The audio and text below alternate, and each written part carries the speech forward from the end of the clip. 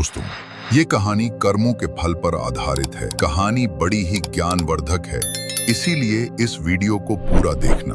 तुम्हारी ये जुर्रत कि तुम इस घर में इस घर की इकलौती बेटी का रिश्ता लेकर आओ। तुम्हारी औकात क्या है, क्या हैसियत है तुम्हारी? बस एक नौकर के बेटे हो तुम। अगर तुम्हारी बहन को इस घर में बहू के रूप में लाया गया तो उसका ये मतलब नहीं है कि तुम अपनी औकात भूल जाओ। नहीं हुक्म, मैं अपनी औकात नहीं भूला। मैं जानता हूँ मैं एक नौकर का बेटा हूँ, लेकिन मैं आपकी बहन को कभी कोई तकलीफ़ नहीं होने दूंगा। मैं उससे मोहब्बत करता हूँ और वो भी मुझसे मोहब्बत करती है। अगर यकीन ना आए तो आप पूछ लें, बुला लें उसे। वो अभी बोल ही रहा था जब वो सामने सीढ़ियों से वो शहजादियों की तरह चलती नीचे की तरफ आ रही थी। फ्री, अच्छा हुआ तुम खुद ही आ गई। बताओ अपने भाइयों को कि हम दोनों एक दूसरे से मोहब्बत करते हैं, हम दोनों शादी करना चाहते हैं। बताओ ही नहीं, मैं तुम्हारी मोहब्बत हूँ। फ्री, मैंने अपने घर वालों को बना लिया। मैं तुम्हारा रिश्ता लेकर आया हूँ। तुमने कहा था ना तुम्हारे भाई वो करेंगे जो तुम चाहोगी। तुम्हारे भाई कभी तुम्हारी मर्जी के खिलाफ कुछ नहीं होने देंगे। तो अब बताओ इन्हें कि तुम्हारी चाहत में हूँ। वो उसे देखते हुए बोल रहा था, जबकि फ्री आंखों में अजीब सा हुरूर लिए उसे अनजान नज़रों से देख रही थी, जैसे उसे जानती तक ना हो। मोहब्बत तो बहुत दूर की बात। फ्री, ये क्या बकवास कर रहा है? तुम इस इंसान से मोहब्बत करती हो, इस दो कौड़ी के आदमी से जिसकी कोई औकात नहीं, कोई हैसियत नहीं। अब तुम्हारा स्टैंडर्ड इतना गिर गया है कि तुम नौकरों के बेटे से। इसका बड़ा भाई गुस्से से धाड़ते हुए फ्री को देख रहा था। अस्तगफिरुल्लाह भाई, क्या हो गया है आपको? इस आदमी की शक्ल तक देखना मैं अपनी तौहीन समझूं और आप कहते हैं कि मोहब्बत। हा हा हा, तुमसे मोहब्बत करूंगी मैं।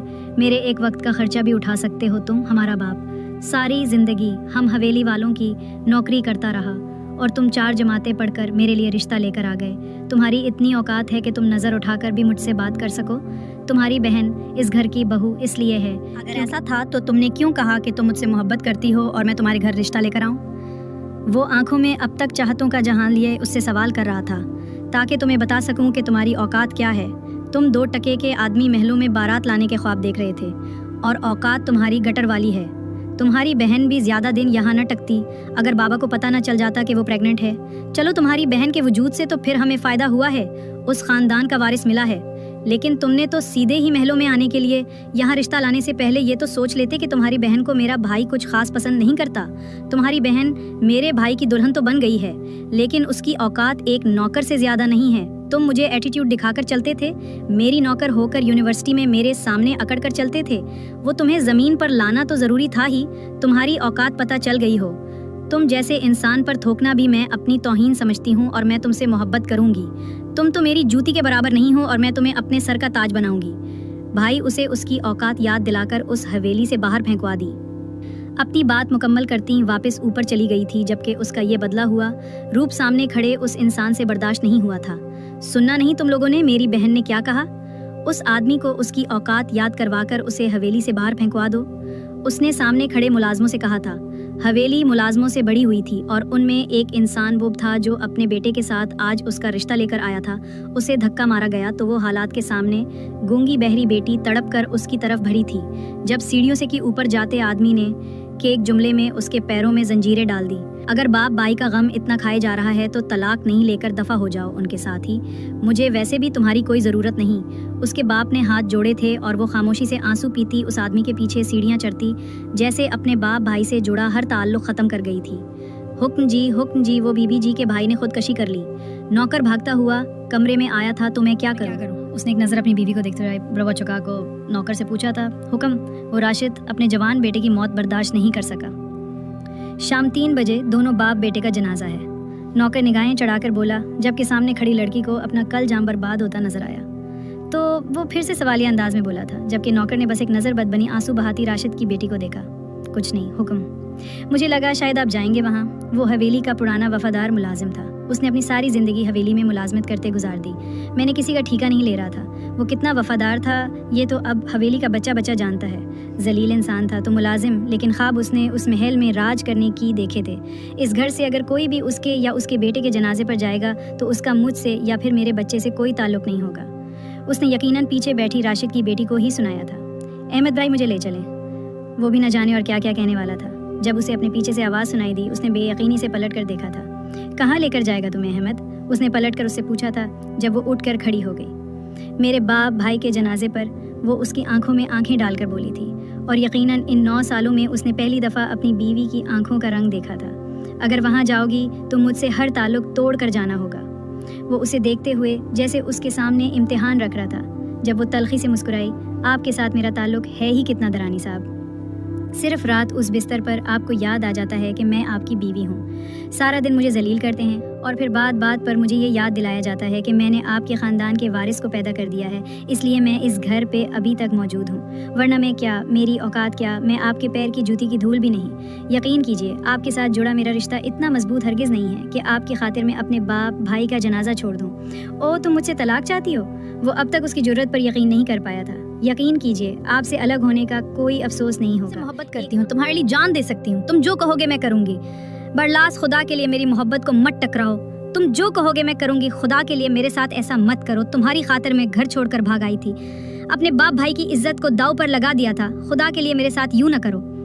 وہ اس کے پیر پکڑ رہی تھی، جبکہ سامنے کھڑا سفاک انسان تو اس کی بے بسی پر ہنس رہا تھا۔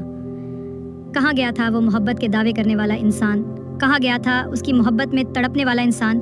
یہ تو کوئی اور ہی تھا۔ عزت؟ کون سی عزت؟ جو دوسروں کی عزتیں اتارتے ہیں ان کی اپنی کوئی عزت نہیں ہوتی، اور محبت کی تو بات ہی نہ کرو۔ تم جو اپنے شہزادیوں کی طرح پیار کرنے والے باپ بھائی کی نہ ہو سکی، وہ میری کیا ہوگی؟ تم نے ان کی عزت کی پرواہ کیے بغیر گھر سے باہر قدم نکالا۔ تمہیں اپنی عزت بنا کر میں اپنی عزت خطرے میں نہیں ڈال سکتا۔ کل کوئی اور مجھ سے زیادہ چاہنے والا ملا تو اس کے ساتھ بھاگ جاؤ گی۔ بھاگی ہوئی عورت پر یقین نہیں کیا جاتا۔ جاؤ، دفع ہو جاؤ یہاں سے۔ میرا تم سے کوئی تعلق نہیں ہے اور نہ ہی میں تمہیں چاہتا ہوں۔ وہ اتنی صفاکی سے بولا تھا کہ سامنے کھڑی معصوم لڑکی کی خوشیوں کا محل کرچیوں میں بکھر گیا تھا۔ برلاس، میں تمہارے بچے کی ماں بننے والی ہوں، میں سب کو کیا جواب دوں گی؟ خدا کے لیے میرے ساتھ یہ نہ کرو۔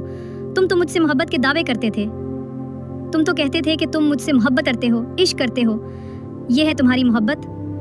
میں تمہارا بچہ اپنی کوکھ میں لیے پھر رہی ہوں۔ خدا کے لیے مجھ پر رحم کرو۔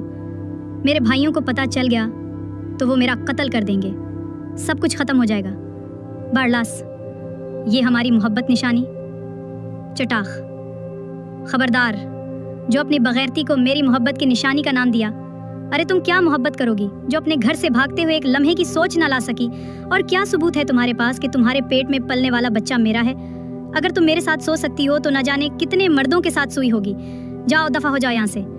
میں تمہیں کچھ نہیں مانتا اور تمہاری یہ اولاد میری نہیں ہے۔ پتہ نہیں تمہارے کون سے عاشق کی نشانی ہے، جا کر اس کے منہ پر تھوپو۔ برلاس سے کوئی تعلق نہیں۔ آدھی رات کا وقت تھا، وہ کمرے میں تنہا بیٹھی تھی، آنسو بلبل اس کی آنکھوں سے بہہ رہے تھے۔ تھک ہار کر اس نے بھیگی آنکھیں اٹھا کر پورے کمرے کو دیکھا تھا۔ یہ عیش و عشرت شاید زندگی میں اس نے کبھی نہیں دیکھی تھی۔ اتنا بڑا کمرہ، اتنا بڑا گھر، نوکر چاکر کیا نہیں تھا یہاں۔ لیکن کیا اسے یہ سب کچھ چاہیے تھا؟ نہیں، وہ ان سب چیزوں کی تمنائی نہیں تھی۔ اسے کچھ نہیں چاہیے تھا، اسے نفرت تھی اس گھر سے، اس گھر میں رہنے والے ہر انسان سے، اور یہ نفرت اس کی رگوں میں بھر دی گئی تھی۔ وہ نہیں رہ سکتی تھی نفرتوں کے سائے میں، لیکن وہ کیسے نکلے گی یہاں سے؟ کیا یہاں سے نکل جانا آسان تھا؟ لیکن وہ ایک کوشش تو کر سکتی تھی نا۔ ہاں، کوشش، وہ کوشش کر سکتی تھی یہاں سے نکلنے کی۔ وہ زمین سے اٹھتی دیوار کے سہارے کھڑی ہوئی تھی، ایک نظر سامنے ول کلاک کو دیکھا جو رات کے 3 بجا رہی تھی۔ وہ کچھ سوچتے ہوئے اپنا دوپٹہ بیڈ سے اٹھا کر شانوں پر پھیلاتی کمرے سے نکل گئی تھی۔ وہ نہیں جانتی تھی وہ جو کر رہی ہے وہ صحیح ہے یا غلط، لیکن آج وہ زندگی میں پہلی دفعہ اپنے لالا کی محبت کو آزمانے جا رہی تھی۔ وہ شاید اس گھر میں واحد انسان تھا جس سے وہ محبت کرتی تھی۔ ہاں، وہ اس سے محبت کرتی تھی کیونکہ وہ انسان اس کا بھائی تھا، سگا بھائی۔ اس نے یہاں کے لوگوں سے تعلق نہیں رکھنا تھا، لیکن اس کے ساتھ تو اس کا تعلق اس کی ماں بنا کر گئی تھی۔ وہ آہستہ آہستہ قدم اٹھاتی اس کمرے کے سامنے آ رکی، اور بے حد آہستگی سے کمرے کے ہینڈل پر ہاتھ رکھتے ہوئے اس نے دروازہ کھولا تھا۔ کمرہ نیم اندھیرے میں ڈوبا ہوا تھا، سامنے بیڈ پر 2 وجود گہری نیند میں تھے۔ وہ جانتی تھی اس طرح بنا اجازت، اسے اپنے بھائی کے کمرے میں نہیں آنا چاہیے تھا، لیکن وہ اپنی زندگی کا فیصلہ کر کے آئی تھی۔ وہ ایک نظر ان دونوں وجود کو دیکھتے ہوئے آہستہ زمین پر بیٹھتے ہوئے اس شخص کے پیروں کو پکڑ چکی تھی۔ ایک نرم سے احساس کو اپنے قدموں میں محسوس کرتے ہوئے اس کی آنکھ اگلے ہی لمحے کھل چکی تھی، جبکہ اپنے پیروں پر اس کے آنسوں کو بھیگا پن محسوس کرتے اس نے جلدی سے پیر ہٹائے تھے۔ گڑیا، یہ کیا کر رہی ہو تم؟ پاگل تو نہیں ہو گئی ہو؟